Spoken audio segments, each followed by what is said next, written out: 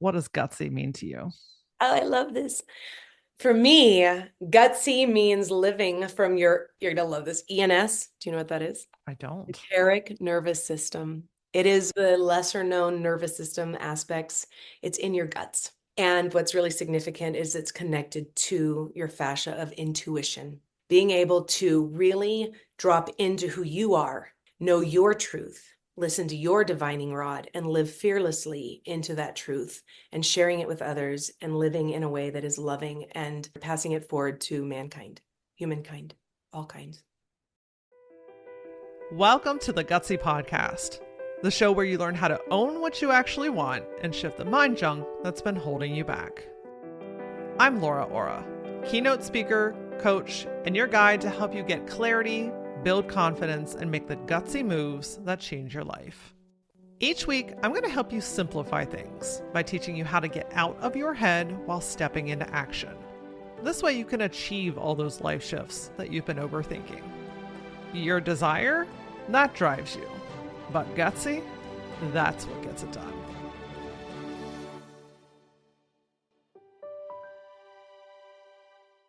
It's no secret that our bodies store stress and emotions. Look, we can't heal what we don't feel. And this can affect you way more deeply than you realize. If you've ever felt like a 30, 40, or 50-year-old stuck in an 80, 90, or 100-year-old body, then today's topic around fascia healing just might be the light at the end of the tunnel that you've been looking for. Today, we're talking with Anna Rahe about the lesser-known practice of fascia healing and the transformative potential of healing the body with it. Anna Rahe, founder and CEO of GST Body, has over 25 years of experience pioneering fascia-forward body care. Her proprietary tools help restore vitality and promote healing. Anna has worked with top athletes, surgeons, and celebrities like Robert Downey Jr. and Emmy Rossum, and has been featured in Shape, Elle, and the Wall Street Journal. As a somatic movement specialist, she helps clients, from working moms to Hollywood stars, enhance their physical and mental well-being through deeper body connection. And before we dig into this amazingness, I would be ridiculous to not mention how our thoughts affect our body. The mind-body connection is a very real thing.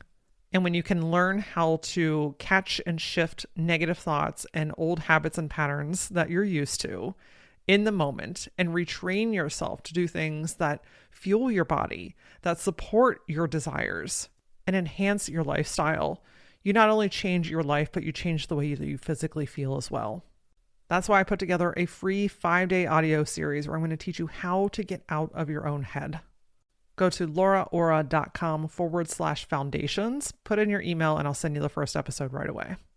Okay, listen, I learned a lot in this episode. Open your mind, get ready. You're going to hear all kinds of amazing information, so let's get into it. My new friend, Anna, welcome to the Gutsy Podcast. Oh my gosh, thank you so much for having me. I'm really excited to be here. Yeah, likewise. Just talking about the body and how we hold on to things and how that impacts our life and our business and just all. I'm so excited to dig into this with you because it affects every single person that's listening more than we even realize. So I can't wait to do that. But first, we got to learn more about you, my friend. So talk to me about who you are. What has this journey been like to lead you to where you are right now? Oh my goodness, such a good question. And my name is Anna Rahe, and I run a company that is dedicated to health and wellness exclusively through this very obscure thing called fascia. And so maybe your listeners have heard of it and maybe they haven't, but it's starting to get some really great attention. And I tripped upon this in my deep dive and search for healing in my own body. I was 18 and I felt like I was in a body that was 80.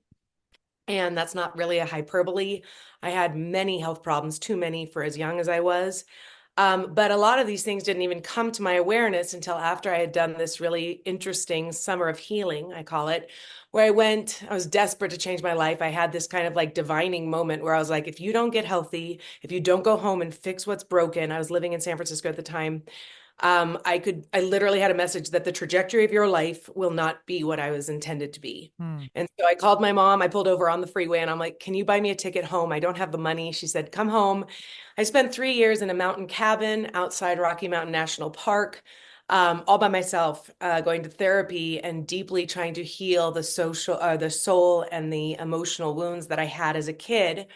And after that summer, I went back to San Francisco, and it was almost this like crazy experience that as soon as I had dealt with the deep emotional things, my physical body said, my turn. Now you get to address this, and I've been carrying this as a container. I have been holding this for you, and this is what I need help with. And so I took a 25-year journey into healing myself because no one really had answers. My symptoms were so diverse. They were things like being so sore all the time that I couldn't even like lift my hands over my head, or the kind of like when you get to do a really hard workout and your thighs get so sore that you can't like sit on a toilet. But I would not have been doing a hard workout. I was just chronically inflamed like that. And then I had symptoms that were digestive and like kind of IBS type symptoms. And I had colonoscopies and MRIs, and they couldn't find anything. I did, the stool samples, I mean, the gamut. And so I went to all these kind of Western, at first, right, diagnosis based practitioners, and they really could not see any connection between my problems. And one of the ones that was the most scary for me was my respiratory system, where I would literally go out one day and I would be running like I was a trained marathon runner through Golden Gate Park, and I would do the exact same run 3 days later, and I'd feel like a 10-pack-a-day smoker. And they gave me bronchial inhalers and trying to and I'm like, something is wrong. Something is wrong. And these, in my head and in my experience, they were all related because one would flare up the other. It wasn't like they happened in sequence, they would happen simultaneously. But I would describe that to people. I'm like, do you think they're connected? Do you think they're connected? And people are like, no. No, there's no way that your respiratory problem is related to your guts. And I'm like, really? But I'm pretty sure it is. Anyway, so I, at the time, was a certified Pilates teacher, a yoga practitioner. I had studied the body for as young as I was, really extensively. I knew my anatomy. And I just remember one night I was in my studio apartment with my Pilates reformer because I was teaching out of my house at that time. And I was like, what is this? It can't be muscles. It can't be bones. Could this be fascia? And I'd heard about it once in one of my trainings. And I thought, this has to be fascia because I don't know what else there is, right? I don't think that this is just like a liver thing or this is just a kidney thing. This has to be something else. So my journey in life was to heal myself, and I slowly started to take these principles that I learned by like literally lab ratting myself. I would like poke in and cause pain and then try to move it and then try to figure it out. And I ended up getting kind of a reputation for helping people with really complicated health problems, like above and beyond like muscular skeletal fitness stuff. But people would come in pre-op for nerve damage down their arms, and it was their second cervical spine fusion. And I'm like, just do this for 2 weeks. If your nerves get better, and usually every surgery was canceled. And I'm like, what is the difference of what I'm doing versus like physical therapy and these other, I was studying while I was doing this, right? So I'd go take a workshop in, some obscure body work method. And I'd be like, well, if I do it this way, I don't have flare ups. But if I do it the way they told me, I have flare ups. Why? And so it just was like this combination of forensics, right? Body forensics, where you have to dive deep into your actual experience and start to figure out what works and what doesn't. And there was a theme that started to show itself up. Number one, fascia is extremely responsive to our force loads, like I was kind of talking at the beginning, and very sensitive. And what for a listener, I sometimes talk in a vernacular that's kind of like, what does she even mean? Go back to physics 101, and you learned what a load was just by gravity pulling on you. And so there's two types of really loads in the human body. One is mechanical load, which is the force of gravity. You're picking up your cat or carrying heavy boxes and trying to lift your car to change a tire. Or you have more what are called chemical loads, which is our body's physiology and how it's operating on the inside, contracting your lungs, moving your heart, like all of these motions. And fascia is super sensitive to that. So what I found out as a dancer is that there were things that I was doing in Pilates, dance, and my workouts that were completely bad for fascia. And I would go to a massage therapist and I'd get some reprieve, but within 3 days of my dancing, it was gone. I couldn't get a lot. It wasn't permanent. And at 18, I'm like, I need permanence. I need to not have to lay for 3 hours at night and relax my body in order to not have body pain all the time.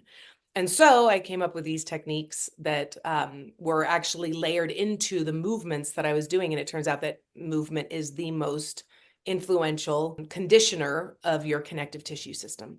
And that's my story. It's got a long.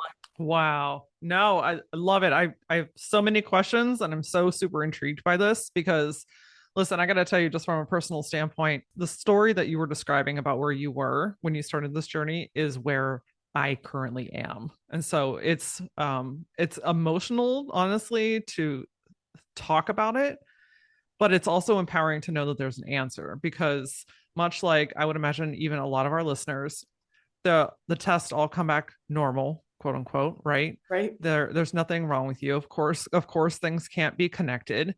There's just all of these pieces and it doesn't make sense and they just layer on top of one another and one thing happens and it flares out to the other thing, but none of it has an answer. That's right. And it feels so incredibly defeating to feel like shit every day and have everyone tell you that you're fine. Yes. Thank you. I would just want to hold that space for everybody that's listening. If you're feeling that way right now, you are in the right place, my friends, because I am the type of person I'm just not willing to settle when I know that there is something else calling. Right? When there's another answer, I I will continue to go until I find it. And so I just want to encourage anybody that's listening, if you're feeling that way too, let's open up and go on this journey here together today with Anna because there are answers. I mean, because you have healed all that, right? Right? Like so what's the other side of this story for you?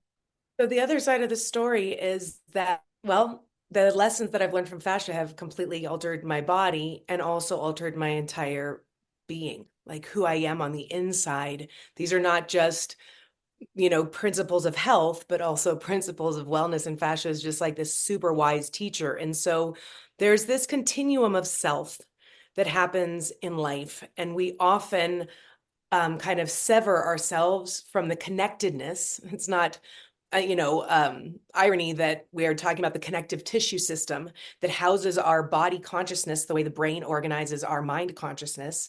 It is, and that they, come together seamlessly to create our own sense of self. And so when you start looking at this, it's like I was able to, I mean, it was a long journey. Don't get me wrong. My issues were not just from living, right? We had talked a little bit about it in the beginning. Like I had some severe sexual abuse trauma when I was 5, ritualistic. I also have like a genetic predisposition to something. I still don't know what it is, right? I still have lingering issues because they don't diagnose what I had. A lot of my stuff was very structural, like very dense and like hard to, it's almost like trying to take a sledgehammer to a concrete wall. It just takes a lot of effort and power to try to change that. Now, not everybody has these things.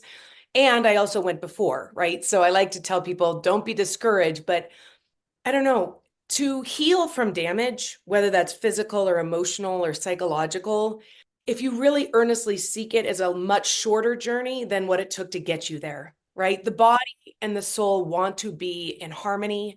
They want to be coherent. They want to be healthy and vital. It's called vitalism. And so when you start finding things that are true, that could heal you, when you start finding things that are right, all of a sudden the body, it's almost like bioavailability, if you've heard that term in health and wellness, of like we talk about it with nutrition and how available is the nutrients for your, but that happens on all different levels of even our spirituality. It's like how true something is makes it more bioavailable to change. So for example, I did therapy for a good decade, not including the fact that I had been sexually abused. I had an eating disorder when I was 13, and I would just go to these, therapy sessions. And part of it is that I was too young and didn't want to change. And part of it was that I just wasn't including the most essential information about what was needing healing. And so all of a sudden, as soon as I added that piece of true to my story, my body's like, now I can see it. Now I can go there. Now I'm going to heal you or allow for you to heal me in a beautiful relationship of connection. But I think that um, the message to people is just that the healing is there. And I think that the biggest hurdle is not the wanting, it's not the identifying, like the diagnosis. We overdiagnose and we under service, we under provide the solution, right? And the message is that no one can do it for you. And, you can learn to do this for yourself. But the biggest thing is that you're going to have to be willing to do pretty much opposite to everything you've been taught. And that's where most people's hurdles. And I had a lot of fear of like, if I do this, I'm going to hurt my body more and I don't want any more pain. And then I was like, but wait, when I do what they tell me not to do in physical therapy, I actually sleep through the night without digestive issues. So I'm going to do what feels true to me. And that's the beauty of this, is just coming closer to yourself, right? Yeah, you're learning about yourself.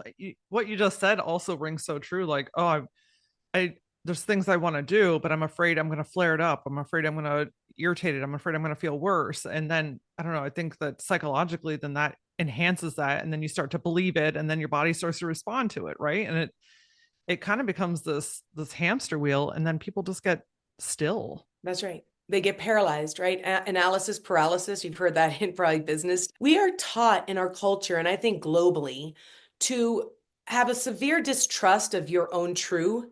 And that's, you're constantly doubting yourself about any choice you make. Fine, if it's health or if it's your body, but it's like, oh, let's actually believe this expert. Let's believe this doctor. Let's believe this. And there are people who are very knowledgeable that can contribute to your wealth of knowledge, that will have pieces of information. But I think that we need to like kind of not isolate ourselves and assume that what we know is not as good as what other people would know, right? And giving that power away. It's almost like I have an ability to tell what is right and wrong, what is true for me. And I talk a lot about the body because of what fascia is. It's a sensory organ that is listening to everything. It has 7 times as many receptors, mechano and chemical and light receptors, as any other tissue in the body. It is like your listening sensory grid that's pulling in information. And so when you start to connect to it and you feel your body, all of a sudden you're like divining what is right for you, what is true. You're perceiving and percepting what is going on for you. And that makes you able to like have a confidence that you can figure this out. Whatever the thing is, you have the ability. Yeah, we have so much information. We don't have to always go outside of ourselves. I I'm glad you started to talk about what fascia is, because I think that, like you mentioned earlier, it's still a new concept. So is it your muscle? Is it something above it, beyond it? Like, talk to me about like what it actually is. So I use these terms interfacing. Fascia is what people are talking about, but so let's start with that. Fascia is akin to talking about a type of body tissue. Okay. And this body tissue is like saying my shirt is cotton. It's very generic. It's very like non-descriptive of anything other than it's everywhere.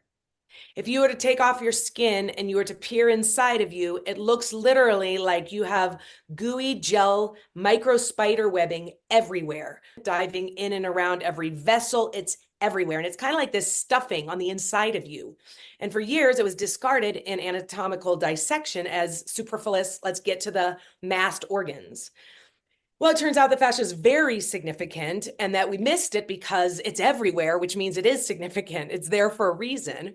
And so what's really fascinating about fascia when it comes to our health is that it's organizes an entire body system called the connective tissue system. It's more extensive than your nervous system, more extensive than your circulatory systems, and it is pervasive in and around everything. Now, it has like its own organs, the way it organizes around other body systems, but these organs are not massed organs like a lung or a heart. They're layered organs. And so that's why you would maybe miss it if you did a general dissection, because the upper left shoulder organ that is connected to your myofascia is related to the bottom left side of the sheet of fascia that wraps around your bottom of your foot. And by the way, as it moves down, it wraps around all of your guts. And so when you have a foot problem that's pulling on your intestine, you'll feel it in your right shoulder, right? So it's this layered, deeply surrounded thing. So we have the type of organs that go around your viscera. It's called a fascial organ called your viscera. It wraps around your intestines, your digestive organs, and helps with movement of peristalsis and digestion. It's the reason that when you start taking a bite, your esophagus contracts and synchronizes to your colon to move food along your digestive tract and help you extract nutrients. It's the reason that your lungs sit next to your heart and there's no interference with the actual electrical output that comes from both organs, because fascia is there manipulating and helping the movement and moving energy through those systems. And so it becomes really significant when you look at it through a whole system rather than just through a type of tissue. The most common things that people have heard fascia is the myofascia. Okay. The myofascia is the way fascia represents surrounding your muscular skeletal system. Okay. And so we think of it as like, oh, it's hard, it's dry, it's tight, we need to stretch it. And all of those things are true because it's connected to your muscular system. Stretching it will help your digestion, will help your low back stuff, will help your, and this is why all of my symptoms improved as soon as I was able to deal with like what fascia was, the condition of my fascia. It's everywhere and it wraps around every system. It's part of your endocrine system, it's part of your nervous system. And so if one area is unhealthy, it really has catastrophic events, or can, all the way through your other systems. And it's why it's been missed. So that's what fascia is or the connective tissue system. It is a big picture. It's a sonic system. It carries your energy frequencies, being your animation and your physiology to life. It is a shock absorption system. It's why your body is able to like live in gravity with, I think it's 2.5 pounds of force per square inch of tissue living on this planet. It is a hydration and irrigation system, humidification for your lungs when you breathe.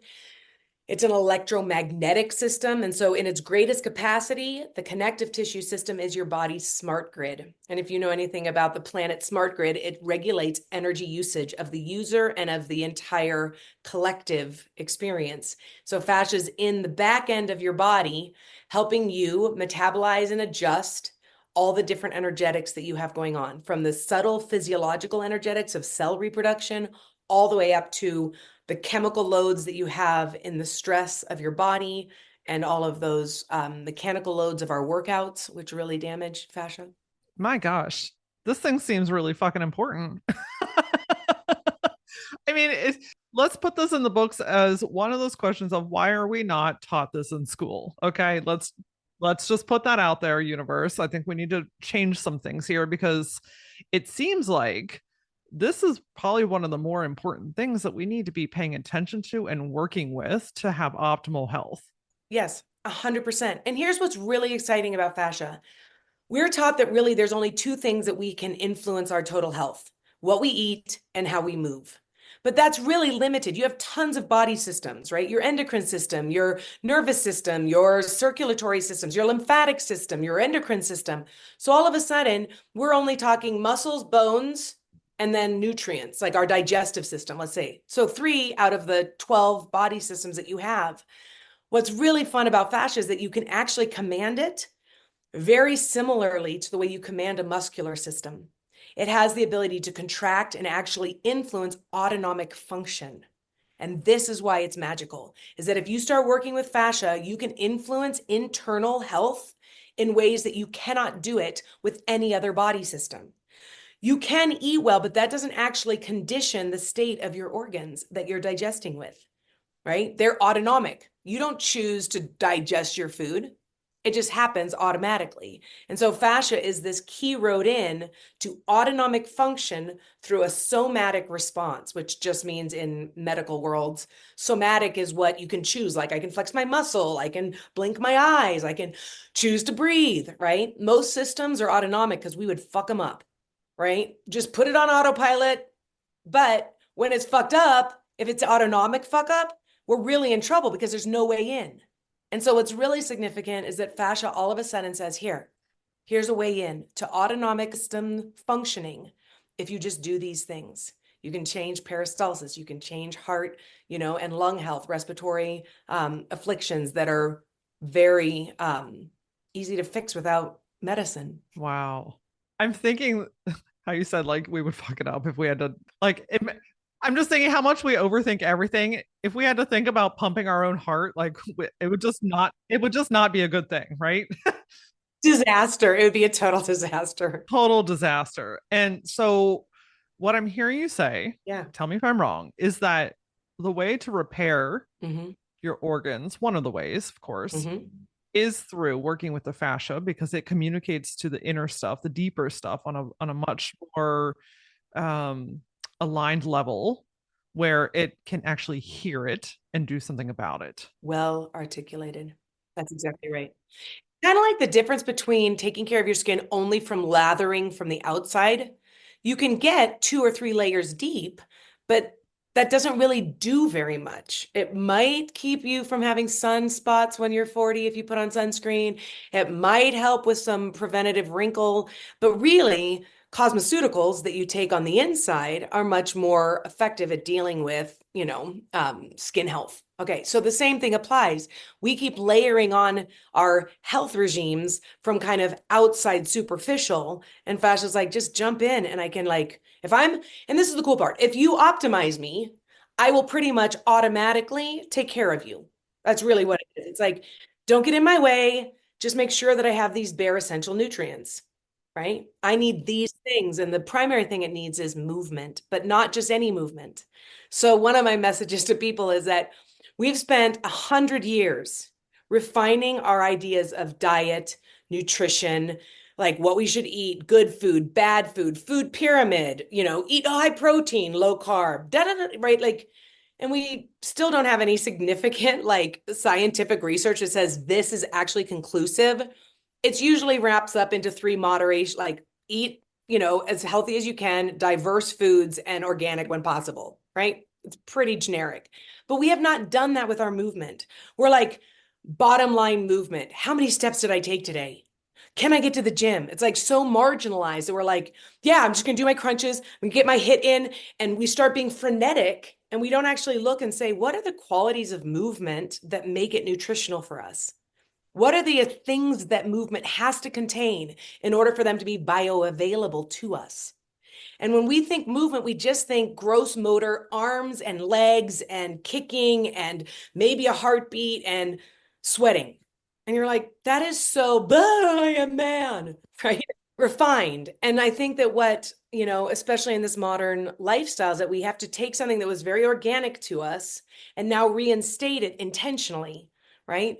We're having to actually be intentional with our movement the way that we're intentional with our lives, else you're losing the quality of life and quality of living and health. And so anyway, fascia wants very specific things. It doesn't activate with just regular workouts. In fact, it's quite damaged by regular movements. It likes microdosing. Like, we treat our workouts and any movement that we get like a binge eating session. Like, imagine if someone said, eat one meal a day, 2,500 calories. You'd be like, I can't do that. It feels like shit. But yet we're like, go get your movement requirements, 60 minutes, hard, hit it hard. And then you're like, bleh. And it's like, this is an adrenal stress on your body. And movement doesn't even begin to nurture the things that fascia needs. Hydration cannot be possible in an adrenal state. Inflammation is caused by adrenal states. We know all of these things, but fascia is the recipient of that toxicity. And so we have to go back and really start to redefine what vital and nutritious movement is. And what that shows up as is microdosing. You need to be moving every hour on the hour. And that does not mean that you have to go to a gym. Fascia likes to say, hey, the world is your jungle gym. Find banisters to hang off of, find poles to pull from, try spinning and twisting, and try using your body for 30 seconds every hour, 30 to 60 seconds. In the animal world, it's called pandiculation. And it's the process of, you see animals get up from their long nap and then they take this beautiful big like downward dog stretch. And that's literally energy being surged through the fascia and resetting its tension levels. It's almost like when you take a flush of water it's like a detoxification for the noise that's in your fascia. And so we need to do those kind of things. And then we do need to move daily in a very like almost, you would be lovely to do 3 times a day, 15 minutes. And this is what it looks like. Full spinal movements, right? We hold our core chronically. I don't know if you were a big worker outer, but we are taught in our fitness, perspectives to hold our tummies as tight as possible, pull our shoulders down and back, tuck our butts under, and hold a rigid core while we try to move miniature movements. It's like, oh my gosh, it's like wearing a straitjacket and asking the body to freely move. And it's like, I can't do that. Not to mention it vices your viscera and causes a lot of uncomfortable and bad things in your microbiome. Anyway, so the fascia is forcing us kind of to reanalyze our movement requirements, our nutritional needs, and how that shows up in our life. And it's nothing. It's like completely opposite from what we've been taught, which is actually the good news for listeners who have body problems. Because most dysfunction and disease happens from imbalance, from doing too much of one thing. Too much food, too much chemicals, too much makes you unhealthy. And fascia says, let's do the opposite, right? What is the opposite of my rigid, stress-filled, adrenal, lifestyle? Oh, it's joyful movement, super big, wide ranges of motion, stretching rather than contracting. There's all of these different elements that fascia really loves to revitalize and be healthy. How about we cut through the noise and break free from what's really holding you back? Your thoughts. In my free 5-day audio series, you're going to learn a clear and simple method that's going to allow you to catch and reframe your thoughts in the moment so that you can move forward with your desires instead of talking yourself out of them. And did I mention that you can use this method in every aspect of your life and in your career? Sign up by going to LauraAura.com/foundations and you'll get instant access. Wow. I love the visualization of the animal because they do the same thing after they've been in an experience. They do that whole shake thing, right? Like if a dog's ever been scared or weirded out or something, it just shakes. It resets itself. And it's like, oh, we can do that as humans, but we're not taught to do that. That's right. So my husband is a very conscious hunter, but he's a passionate hunter and he hunts more kind of like old school. And he talks about how if you don't aim true and you kill an animal and the animal is in cortisol distress, it ruins the meat. You can't eat it. And so you want to, it's honoring the animal, both in, the torture of a slow death and also being able to use what you take rather than just killing for the game. You need to make sure that that tissue is healthy. And so it is known that fascia is extremely sensitive to adrenal stress. And what do we do in our lives? Adrenal stress ourselves to death. And then guess what we do? We go and do a workout that does the same thing. I just read this article. The research is showing that even one extensive HIIT workout, like high intensity workout per week, decreases your ability to lose weight significantly. And the reason is that it taxes your adrenal system. So your muscular skeletal system is wired deeply to your adrenals. This is the fight or flight or the getaway car, I call it. It's like, oh my God, my muscles have to engage to get me away from whatever the danger is. This is, anthropologically, just our history of what our movement was intended to do. Fascia, on the other side, is actually endorphin based. And that's why you see the gazelle twitching, is that if fascia is animated and actually moving and hydrated and individuated, right, there's these textural differences, fascia turns on the endorphin, which is like the counter chemical to the adrenal system. So what if you could actually work out in a way that was the adrenal antidote to your stressful life? What if you could douse yourself with endorphins, making your tissue ease up on toxicity by the way that you move after a really stressful high adrenal day? But what we do is we go out and we're like, I got to burn this off. I'm so stressed. I got to just go burn it off. And you're like, you're burning your fascia. It's like, literally that's akin. If you sit all day in your office and then you go out and hit the gym for even a 45-minute workout, that's akin to being inside all winter and the first day of spring going to the Mojave Desert and laying out for 6 hours in the sun without a piece of sunscreen on. Wow. And the science behind that I could explain at some point, but it's called glycation. And when you sit all day, your tissues get sticky and they hold together and they start to ossify and like kind of coagulate. It's almost like honey that sits too long on the shelf and gets these crystallizations in it. The longer you sit, the longer you're inanimate, your tissue literally becomes stuck together and rigid. And then we go out and try to like drive that car as fast as possible. And it does a lot of damage to our systems. Like imagine like wearing your t-shirt and like running by someone and they just rip on your t-shirt while you're running by, it's like, this is really aggressive. And so we have to just kind of relook at these, scenarios when it comes to taking care of our fascia, and movement's the primary way to do that. Wow.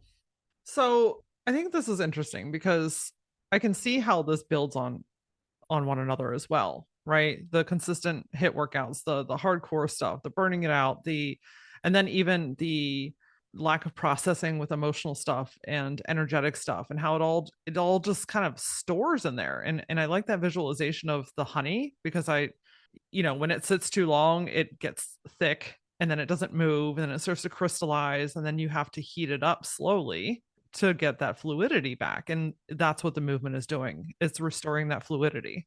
That's exactly right. And because fascia is a mesh, right? Fascia looks like a spider web inside of you. It's mesh.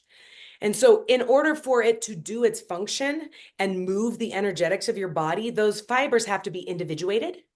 They have to have hydration so that they can stretch and pull and deform and then displace. And they move the energy in this really like very primal, but very sophisticated kind of load. Fascia's like primary action is like a distribution. It's a metabolism on its own. It takes all of your chemicals, all of your hormones, all of your mechanical loading, all of the forces. And when you feel it go into you, those fibers flex, they animate, bend, and they push energy along the system, right? And so if you have honey in your tissues, it's like taking load and it just sits on you and it just pulls farther into you. And when those fibers can't distribute, it's too high. It like scorches you. Like it's not, I like that people often think that I talk metaphorically, and I'm like, it's actually analogous to these circumstances. It's just that we didn't know that it was doing this until, modern science, but we understand the principle in other areas of our lives that, we just have to start applying to our fascial care Right. ourselves through fascia. So, yeah, we do not want those fibers to be dehydrated, to be rigid, and to be sticky, right? Stuck together, because that is a death work, right? How does food move through an organ that can't squeeze and push? And those fibers are what do it, right? Yeah. Diverticulitis can be treated through fascial and visceral manipulation. Wow. So what are some of the best movements that we can do? What does fascia love, love, love? Great. Let's talk about it. I try to simplify this down, okay? 3 actions that fascia loves. So fascia is fibers, like we just talked about, in and like gooey spider webs, but they're formed in tubes, from microtubes all the way to like the big tubes that surround the big muscles, right? So you have to think of yourself as a channel of all these different size tubes. So when we move, we actually move. This is the other thing. Fascia is 70% water, only 30% fiber. What that means is that your body, when you move, is more like a water balloon being hurled through the air than it is actually like sticks being tossed. And so we have to move our science of how we look at physics from solid mechanics to fluid dynamics. And for the listener, the most simple example of a fluid dynamic mechanism is a syringe, where you pull the syringe back, the plunger back, and it fills with water. And then you push the syringe and it pushes the water through. And it's a pump action. I pull and I push. And with fibers that are fascial in tubes, the fascia does that too. So the best way for your listener to think about fascia is as a tube, like those Chinese finger toys that when you'd like a kid and you'd stick them in the ends. Yep. Those 2 actions, you compress and you push your fingers together and the fibers loosen, and you pull back and the fibers traction and they lock against it. That's how fascia builds strength without addressing muscular tension. You can pull on your fingers and you get locked into that toy, and that's how fascia works. So we compress and we traction, and we compress and we traction. And every movement in your body is based upon that singular model of compression and traction, syringe pushing and pulling fluid through your fascia. So what does that look like? I have one other action that you're going to hear, but this is the first one. We need to be able to traction our spines and our bodies, pulling it apart, and then pushing it together to move fluid through, and pulling it back and then pushing it together. So those 2 actions are called compression and traction. They are akin to when you hand wash a sweater in a vat of water, you dunk it into the water and you loosen the fibers. That's compression. You pull the fibers up and the water trickles down, and that's traction, and it pulls all of the toxins out of the fascia. And then there's one other important action that fascia loves is rotation, the wringing out. So you're literally washing your body or washing the fascia through these actions: compression, push the fingers together; traction, pull them apart; rotate. And what you can do is put these three movements into your life in all different scenarios. And this is what it would look like. First thing in the morning, learn these actions. You walk to your kitchen sink, put your toes against the baseball, grab onto the edge of your kitchen sink, sit your butt back like you're about to water ski, let your head drop forward, and you just traction your spine off the sink. Drop your butt to the floor like you're going to primal squat around a fire. Straighten your legs back, traction. Bend your knees and let your hips hit to your ankles and floor.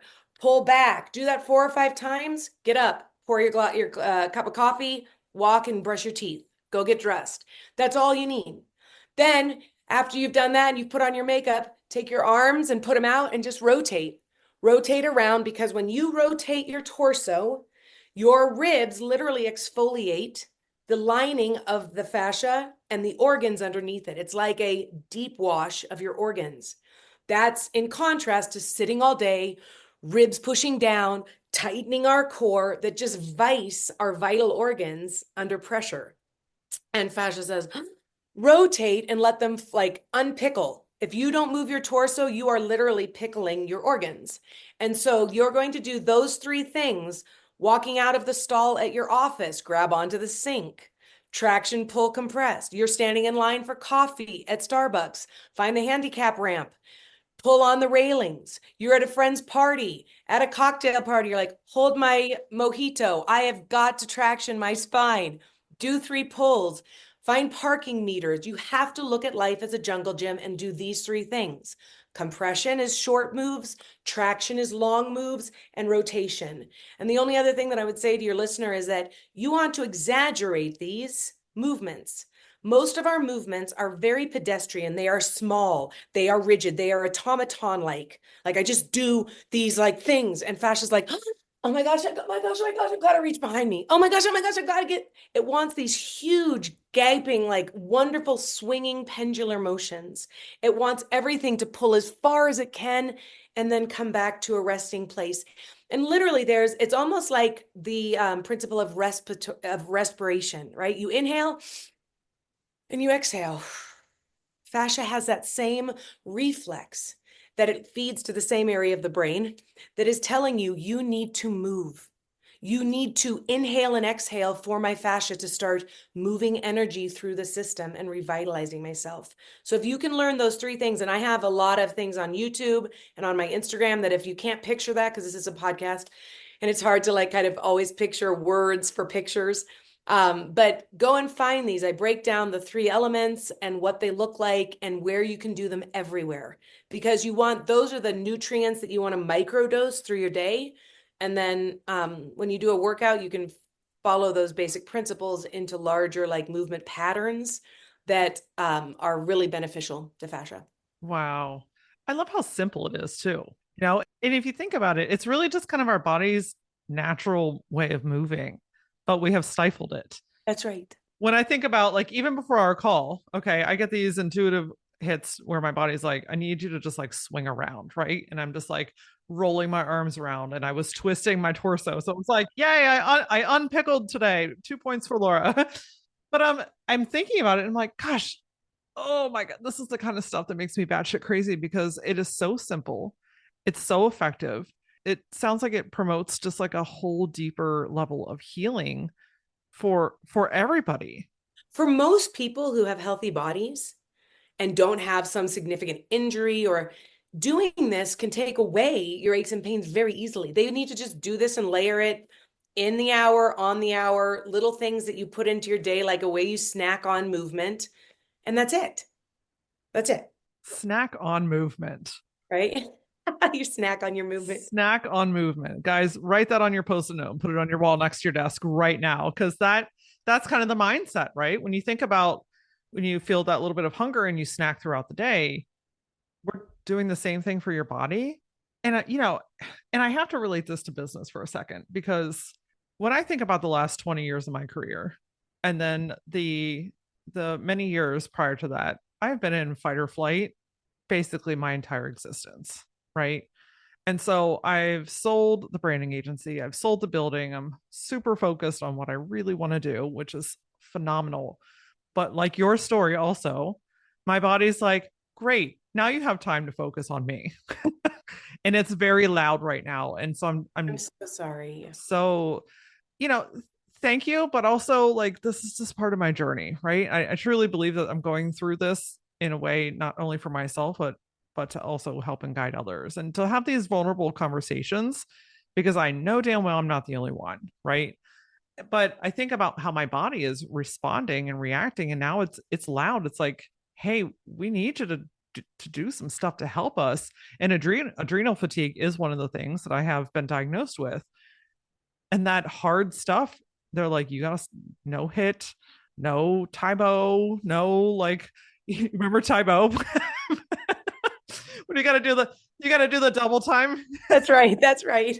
The double time. If you all listening remember Tybo with who was it? Billy Banks. Yeah, I think Billy Blank was the guy who just totally did it, brought it home. You have to share this episode on Facebook and tag us, please and thank you. If you remember that, I mean, it was It's so just, funny. but it's that softer movement. But what I'm getting at is I think that we're so trained that it has to be hard to fix it and it has to be diagnosed to fix it. That's right. But what you're sharing today feels so energetic, because you said the antidote to adrenal fatigue. It is the antidote. Fascial work is the antidote to your adrenal stress. 100%. And you will feel it immediately. So if you go and just grab onto your sink and pull back, your body, I mean, every time someone does that in my class, they're like, okay. And if your body exhales, you know that you've just entered parasympathetic response. Yes. Right? That's all you need is this, like your vagus nerve has been stimulated and it puts you right into your physiological non-stress state. It may take you a little bit to stay there, but you can get there within one traction. Fascia just yawns. It's like an atom yawn went off in your body. And it's like, oh my gosh. And this is what I think that is interesting about, I wanted to say two things, and I wanted to get back to this application in business, but fascia is a moderate. It like teaches you moderation in all things, right? And it says, we don't want too much, not too little, right down the middle. And as you get to your middle age, you start wanting to be more moderate and be more curated in your life. You want to do quality over quantity. And we burn ourselves through our 30s, like just burn ourselves to the ground. And we're writing checks that our body can't cash. And what I love about the body is that it says, okay, I will hold this for you as long as humanly possible. But when I can't hold it anymore, I need you to show up. And so what's interesting in both your story and mine was that your body only started really talking to you once you said, okay, I surrender, right? I surrender Yeah. this like lifestyle, this, and there is a smarter way to move. Like fascia is all about energy efficiency, not more, less is more. And truly, like we do a lot of movement in GST that is momentum based. And I know that this is a chronic mantra. Don't use momentum. Don't use momentum. You're supposed to generate effort with everything. It's like, apply that to business. Never have momentum. Always be a startup. Always just grinding, right? Never get the like trains, locomotion, always worked on momentum, else you're killing energy, you're consuming so much life force.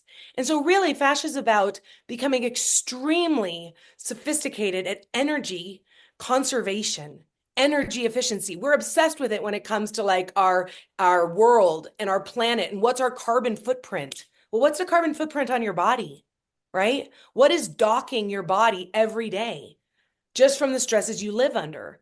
And so fascia is this opportunity to be like extremely energy sophisticated, energy efficient, and you can do less. You can generate less energy and have much more outcome. And that's what we want in business, right? I have to do this much to get this much yield. And that is one of the benefits of, I don't know, growing older. You start craving that. And this is the only other thing I was going to say is that I feel like in your 30s, you just want to, or 20s and 30s, you just want to look good, just like tone and look good and look good. And you'll do anything to look good. And by the time you hit 40, you're like, I'll do anything to feel good. Feel good. Just want to feel good. And fascia is your feel good system. If you learn about it, if you learn to take care of it, it will make your body, it'll make your life feel good. It lightens your burdens, it lightens your spirit, and it really makes you, it just feels good. So if you want to feel good, do fascia. All of it wrapped up in a perfect bookend there. Anna, I love the energy that you bring in this wisdom. I don't know, just the world brings us together when we're supposed to be together, right? And I personally want to thank you because I feel like you're showing up in my life in the exact right time. And I'm just so excited to go hang off my sink and to know, one of the big things I took away today is that it gets to be simple, which is a reoccurring theme in just about everything that I'm noticing. But two, that feeling good is way more possible than what it feels like, regardless of how long you've been in chronic pain. Yes. Yes, that is the hope message. That is 100% hope message. Yeah, it's absolutely possible. I have to make sure that everybody knows where to find you because you teach this, you work with people with this. So where can everyone find you? And I think you have a beautiful offer for them as well. Yeah, you can find me at Anna Rahe. I spell my last name a little weird. ANNARAHE. Rahe phonetically if you need to. And I think you put them in the show notes maybe. Yes. So that someone needs to try to remember how to spell that. So it's annarahe.com. And I am going to be doing the first time in 5 years an in-person retreat. And I invite people, nothing is more powerful than doing in-work fascia stuff because it's so embodied. We are embodied creatures with spiritual destinies, but right now we take our life and we live it and learn it through our tissues, right? Our issues are in our tissues, as it's kind of commonly said. And so I would love to invite people to a retreat in the Rocky Mountains at 14,000 feet for 5 days of just restoration and healing and the start of really deep transformational work, if that's something that you're in need of. That sounds beautiful. We'll make sure that we link that in the show notes. And I have to also know, what does gutsy mean to you? Oh, I love this. For me, gutsy means living from you're going to love this, ENS. Do you know what that is? I don't. Enteric nervous system. It is one of the lesser known nervous system aspects. It's in your guts. And what's really significant is it's connected to your fascia of intuition. Being able to really drop into who you are, know your truth, listen to your divining rod, and live fearlessly into that truth and sharing it with others and living in a way that is loving and forward, passing it forward to mankind, humankind, all kinds. Yeah, so beautiful. Put it on a shirt, sell it today. Anna, thank you so much for this. Thank you for going on your own journey to heal yourself and then just bringing that light to the world because we surely need it. Thanks for seeing me and allowing me to share it. Absolutely. This episode has had me thinking about movement in so many new and enlightening ways. And it reminds me again how easy it can be. Allowing yourself to really just notice what's going on in your body, feeling it, and then moving in gentle ways. We are a powerhouse of healing. And when you give yourself the right tools, the space, and actually do it, we can heal ourselves from the inside out. If you know someone in your world that experiences regular aches and pains and has tried it all, forward this episode to them. Give them the opportunity to learn about fascia healing and how this could transform their life.